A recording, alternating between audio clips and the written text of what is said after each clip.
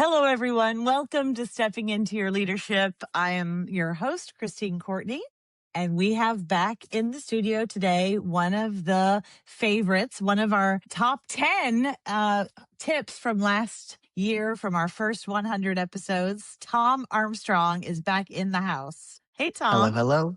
Hey, Christine. Actually, not that I want to get your ego up even more after that, but I have gotten two emails to me specifically about your last episode from complete strangers who said, "Hey, I really Really? like the podcast, but specifically, I liked the one with Tom Armstrong talking about managing folks and stuff." So I thought that was really cool Oh, that's nice. for you.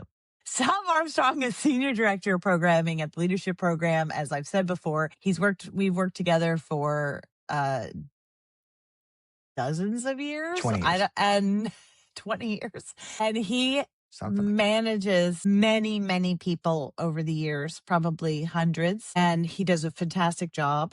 And I wanted to dig in on this thing because it's something that he and I have talked about for years now. And that is meetings and how meetings are out of control in all companies right now. And I would say, for the most, I have my own reasons as to why I think that happened, but it's probably one of the biggest complaints I get from folks is that they're in meetings that they don't know why. They feel like it's a waste of time. They're constantly in meetings. They have no time to do work because they're always meeting. They have meetings before meetings, meetings after meetings, side meetings, quick meetings that take longer than you think. So I want to start this series, and this is not something that we can handle in 30 minutes, but I want to get this topic started because I'm on a crusade for the next year to try to see, can we really positively affect how humans meet these days? So, and it doesn't matter if you're listening, if you're working remotely, if you're working hybrid, if you're working in person,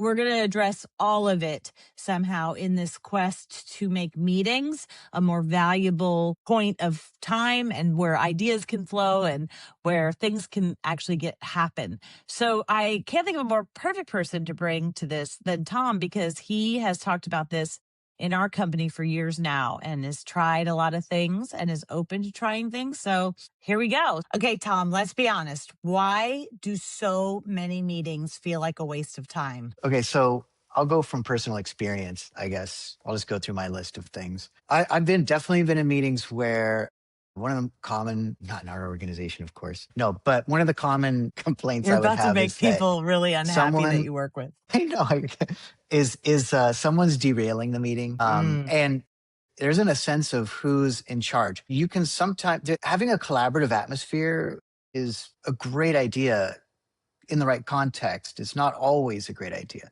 So you could be overly collaborative to the fact that there isn't one clear leader of the meeting who's steering the thing in a direction, and therefore someone kind of goes off on a different direction and no one sort of steers it back or says, okay, we'll talk about that later. And so you're just sitting there going, this has nothing to do with me anymore. Like, even the agenda was clear. I understand why I'm here, but this guy over here is just talking about a story that has nothing to do with this and no one's stopping this. Like, come on.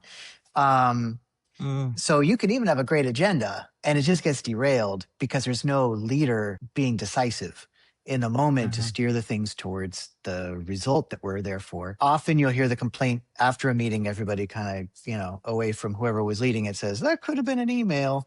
That's a common sort of side comment you'll hear people say. Meetings that basically could have been a different means of communication, totally did not have to bring everybody together to get the outcome, or the outcome wasn't clear. We walk away going, okay, I don't know what I need to do differently now than I was doing when I came into the meeting, or that anybody needs to do differently. It was just some information sharing.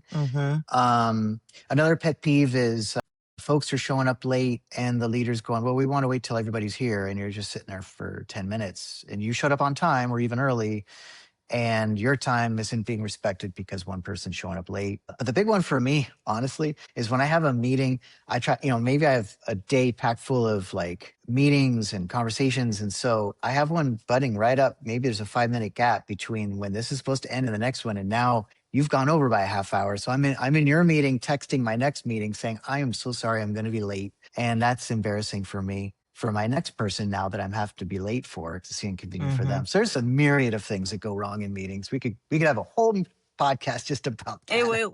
We could. But those are some of the top ones We for just me. might have that.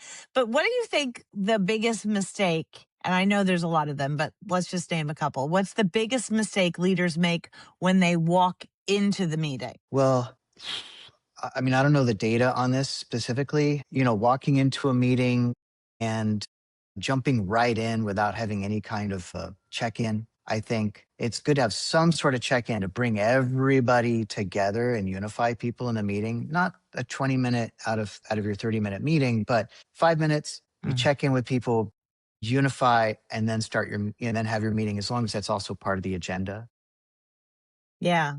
because everybody's going to be scattered, and wherever they were a second ago, that's where they still are. So you try to get everybody into the meeting together by doing some sort of check in, I think is key. You know what you just made me think of, which I think I can relate to for myself, is that it is also about taking that little bit of emotional check in with myself if I'm the leader of the meeting before I walk into that Yeah. room. Because like Hmm. you said, we are stacked up meeting to meeting to meeting. So oftentimes I have been fallen victim to this is that I will bring the energy from or my frustration or whatever from my last meeting into this new meeting and it doesn't necessarily serve it. Absolutely. And I love that you share that, Christine, also because I think this is true for me for all the topics that we discuss. I don't get all of them just because I feel like I know these things.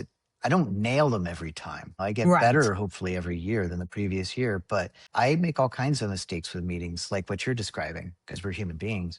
But I know better. It Yeah. doesn't mean I always do better, I guess. I But know, but yeah, I that's think that one of is them. true. Like how important energy is, and whether it's energy that you bring in, whether it's the energy, like you said, that you start, whether you do a check in to help other people's energy get all focused on the same thing. And I think that is key. Yeah. I know that There's you a go to a bunch of lot of, things that could, yeah. And you go to a lot of meetings that are outside too. So you see a lot of meetings with lots of different clients and vendors and so forth.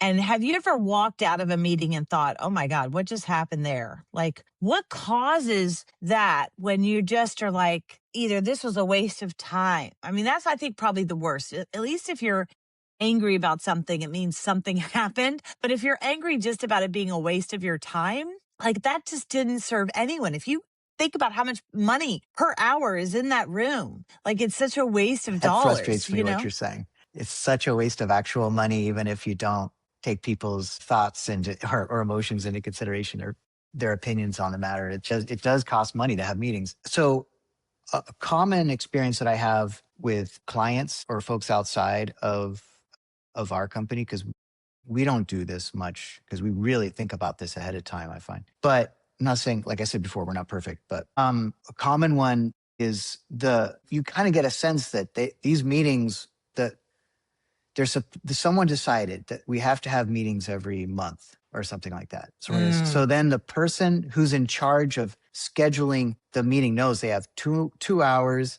or 3 hours or whatever every month that they need to call all these people together and have a meeting for. And then they build their agenda around the fact that they have that time to fill and that period of time when they need to do it.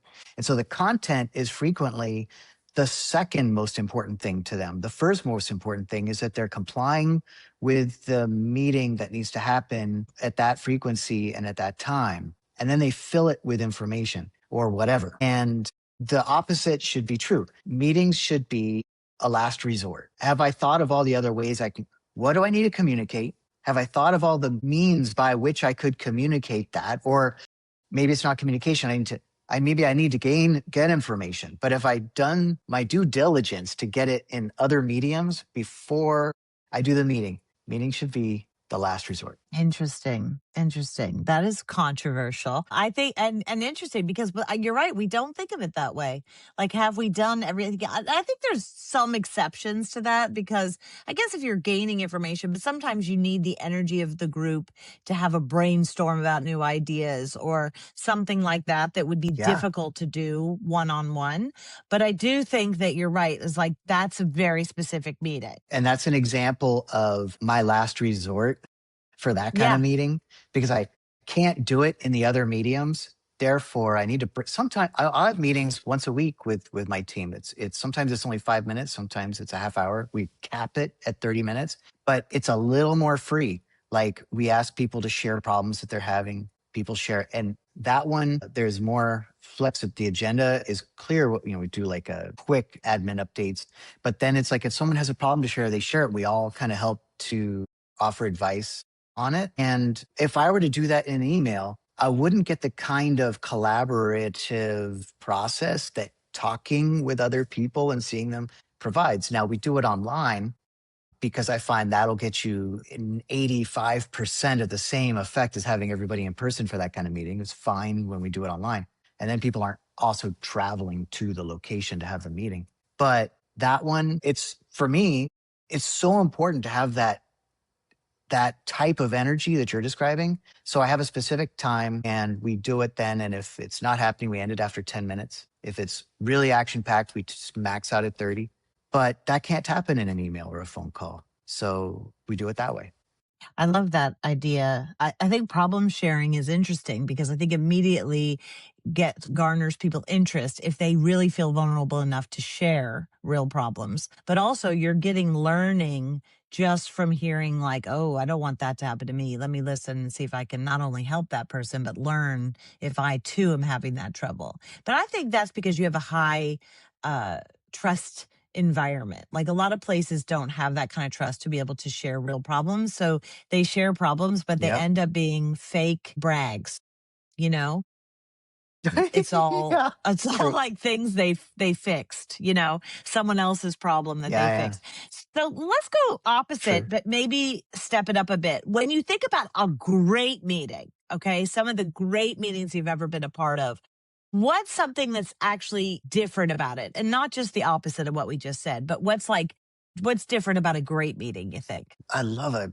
But this is maybe a little bit Go specific. ahead. Everybody's a little different. Everybody's answer to this will be different. But for me specifically, I just love a short, effective meeting where I walk away going, oh, I have clarity. I connected with folks like as well. Like I got to see them and talk, but I walk away knowing what I need to do from that meeting or what the team needs to do differently. And it was brief. Like it took me 15 minutes. Incredible. So I do love a tightly, well driven, well led meeting. It's beautiful. I also love a meeting where the leader of the meeting is vulnerable enough to hear honest opinions, which I think is what you're describing without getting defensive is the key to building that trust in meetings. If you come out right away and say, in this meeting, I'm going to be sharing this stuff. If I want to let everybody know, if you do disagree with me, it doesn't hurt my feelings. Tell me, because that's what keeps the meeting vital and alive is actually, and I might I might not know the answers, but the worst case scenario is that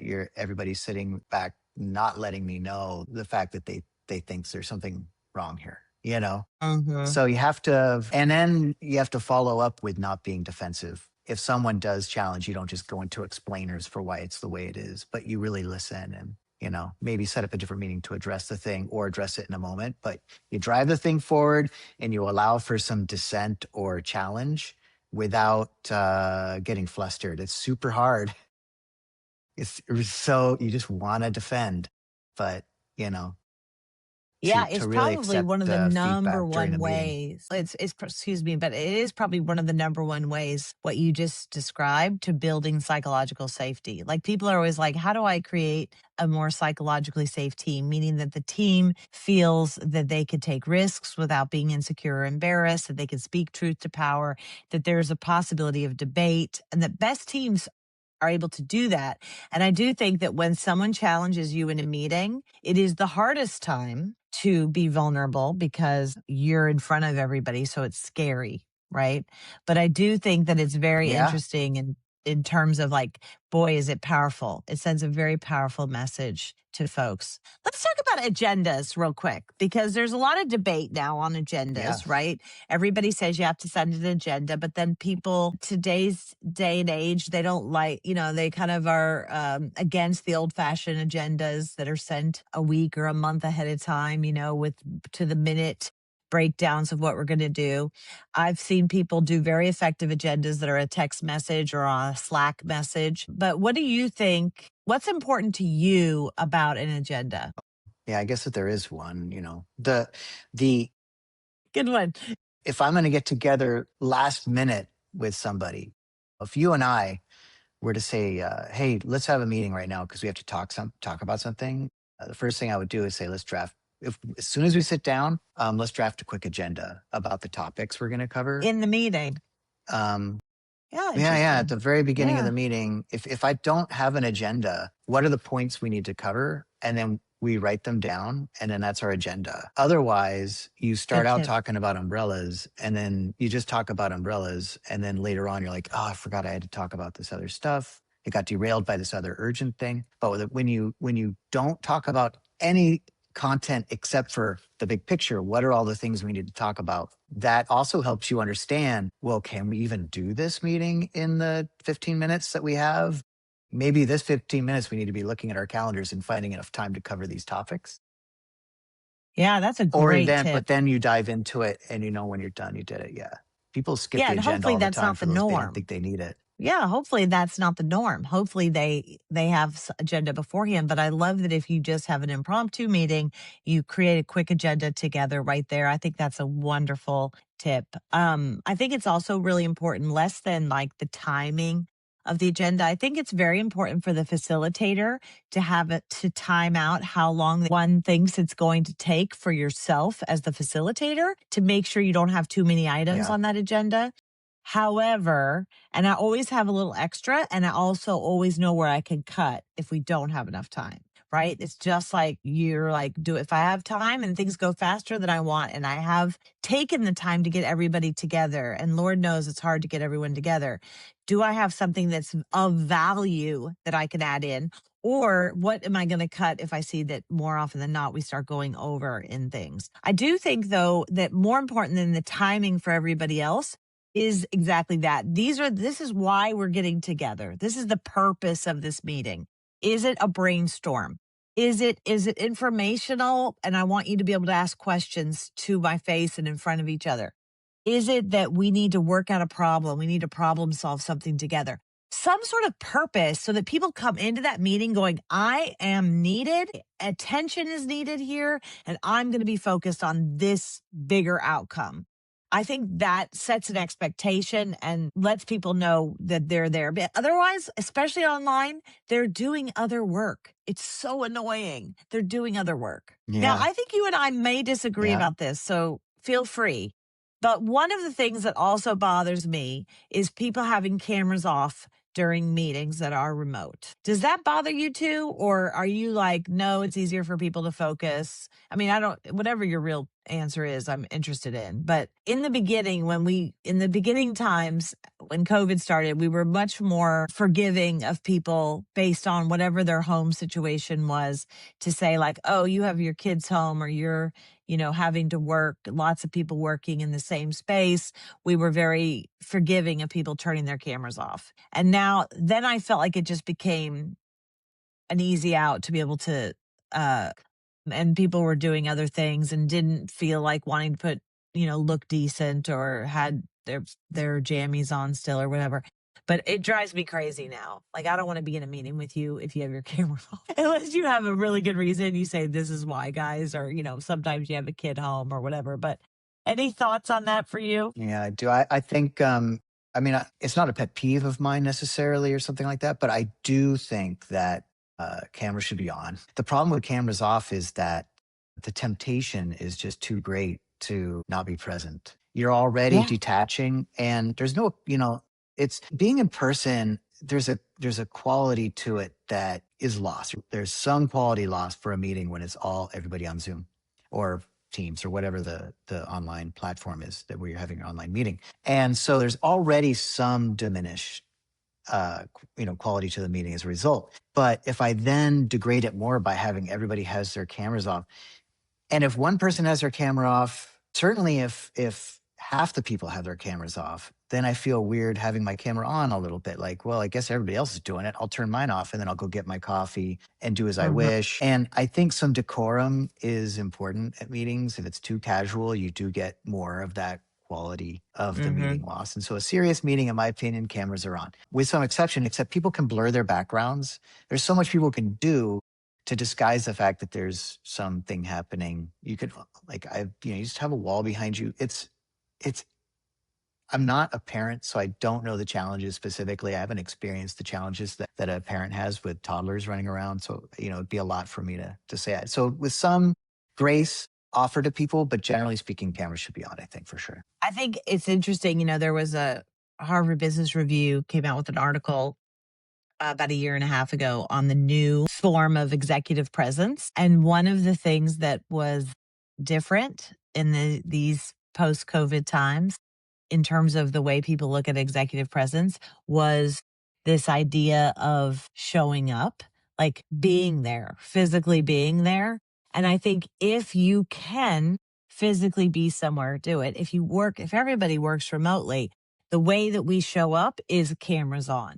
So forget about thinking like, I'm doing this, think of it as so many people say, how can I have more executive presence working remotely? Have a professional appearance. And professional today also is something different. It means authentic, but you want to, you look like you're dressed for work, not like you're still working all day in your pajamas, but unless you're a pajama company, I guess, but like you're actually showing up and you're engaged online. All right, let's talk about. I want to have time to get to this before we end today. So I'm going to jump to this idea of engagement and participation. So we all know these meetings that end up with the same two or three people talking. What are some simple ways leaders can get everyone engaged? So not just the loudest voices. You taught me this one. God, must have been 15 years ago, Christine, and I love it. If you have a question, you need some feedback from people, some kind of brainstorming session, and you don't want to just have the extroverts in the room or the guy whoever feels the most that is always raising their hand and talking, aka me. Or me. You hand out an index card to everybody, and you have Oh, them yeah. write down their top, three reflections or their three thoughts on it, and then after they write it down, they then share like one after another, so you can get that information. But it's not because brainstorming. The weakness of brainstorming is whatever someone's talking about will then become will set the path for all the Mhm. future conversation about the thing. And so you're letting go of all the conversations about everything else over here. But by hearing the things people wrote down, and the reason you'd have rewrite down three is if someone else said it, they can always do their number two. So you are getting more information. And then people discuss what was shared, from the cards. And then you do hear at least everybody's point of view.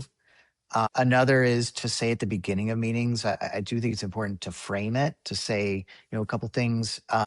You might have a ton of great ideas. I'm going to also lean into hearing more voices. So sometimes if you've said one or two things in the meeting, I might end up saying, okay, I'm going to hold off for a moment and call on someone, or I'm going to actually ask someone else to speak. So that might happen during the meeting.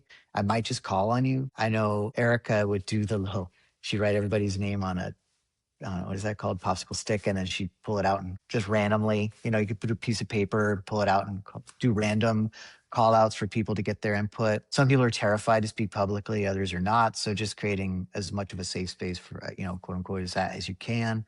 But yeah, I think one of the key ones is the one with the cards is something I would immediately say you could try. Yeah, I forgot about that. I think also this is something that I learned from reading that book, Quiet, that really like how to get introverts more engaged in meetings or how to hear their voices more. And one of those things I thought was interesting was, I value improvisation so much because I'm pretty good at it. So I didn't realize that not everybody likes to have questions just thrown at you in a meeting because that Yeah. doesn't bother me. So when I read that and I thought, oh, if you want to get those introverted minds, they tend to be very good observers. If you want to get their thoughts, and of course I did. Ask those questions ahead of time in your agenda. Like, these are the questions we're going to be looking at, so that their mind has time to feel more comfortable doing a little bit of research beforehand or prepping for that meeting. And that was like a aha moment for me, because I thought it would take out the like spark of a meeting or the fun, but actually it just made it go a little deeper, because because believe me, the people like myself that want to just be off the cuff, we're not reading those questions ahead of time anyway. Do you know what I mean? But the people the people that do, they're going to actually prepare and be more comfortable sharing their more, researched thoughts, or get some data behind it. And I think that can be important as a leader.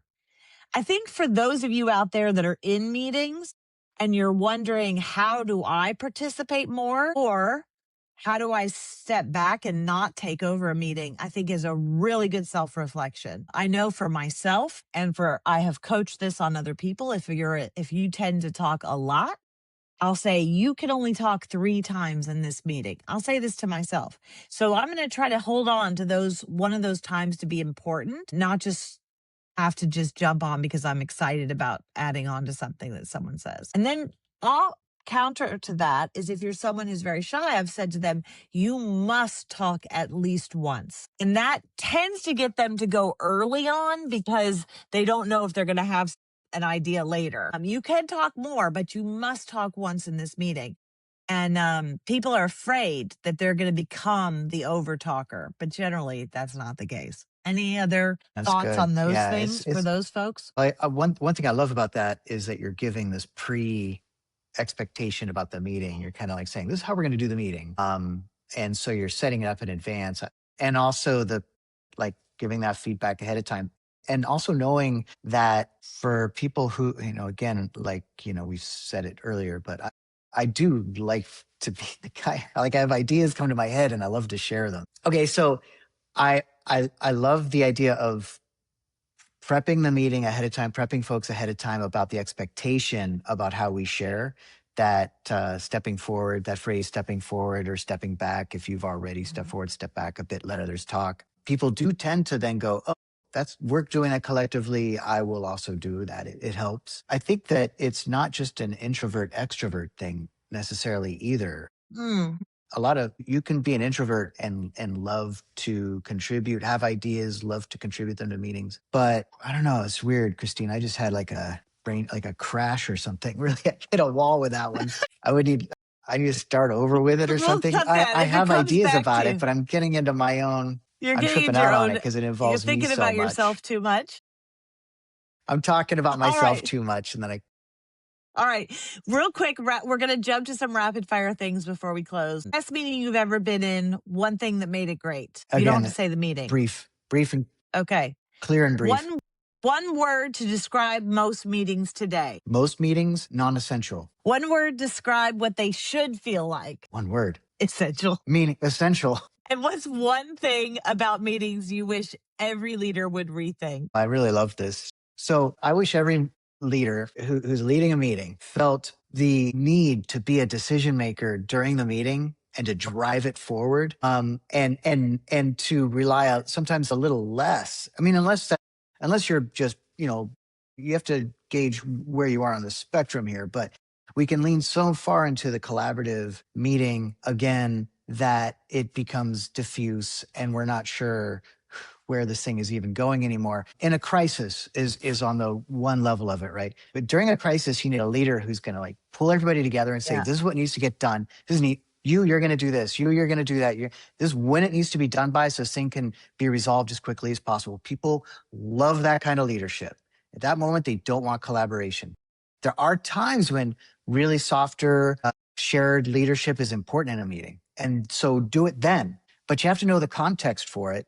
And I would say most of the time, meetings need a decisive leader that can drive things forward so that people know who does what by when at the end of the meeting. And the thing ends either when you said it was going to end or a little early because you were driving the thing. You weren't allowing people you're using kindness though, right? You're being kind to people and you're taking care of people, but you are saying like, okay, we're actually going to have a separate meeting. That's a great point you're saying. We'll talk about that in a minute, or we'll talk about that after the meeting. I want to make sure we end on time. you're not humiliating that person unless you are really shaming or doing the, dominating. But drive things forward, be kind, but get it done so that people and be accountable. I love that. And Brene That's it. Brown says clarity is kindness. So we can all Clarity be is a little truly kindness. It truly is kindness. One last tip. We've said it before, but I'll say it again. A wonderful thing to do is as you do a check in at the beginning of meetings, that's very quick. I like a quick check in at the end where you just go around and say one commitment that you are going to make as a result of this meeting. So that proves that it was worth it for you to be there. And secondly, something you're going to cascade to somebody else that wasn't in that meeting. I think those are two things, commitments and cascades. But Tom, thank you so much for being here today. I appreciate your That's fun. Thanks, clarity. I Christine. learned some things I know that I'm going to think about before I go into my next meeting. And those of you at home or in your car or on a walk listening, I hope you found some things. And we are going to continue this conversation because we really just started with the beginning and with the end, and we didn't talk about the whole middle. And so that is going to come up in future episodes. So tune in. We are on a quest to transform meetings and make sure they hit the mark. Thanks, Tom. Thank you. Thanks for spending time here on Stepping Into Your Leadership. I'd like to give a special shout out to our podcast producer, Richard Francisco. Check out our notes for any details. And if you want to get anything more out of this, go to our YouTube channel and please subscribe to Leadership Lab TV. If you heard something today, of course, that resonated with you, do something with it. It's all about the choices that you make. It's what you say in conversations, how you show up in a moment. Share this episode with someone who's maybe starting a new job or stepping into a new level of leadership, and try one idea because it just might create some pretty powerful leadership ripple effects. Until next time, keep stepping in because the room changes when you do.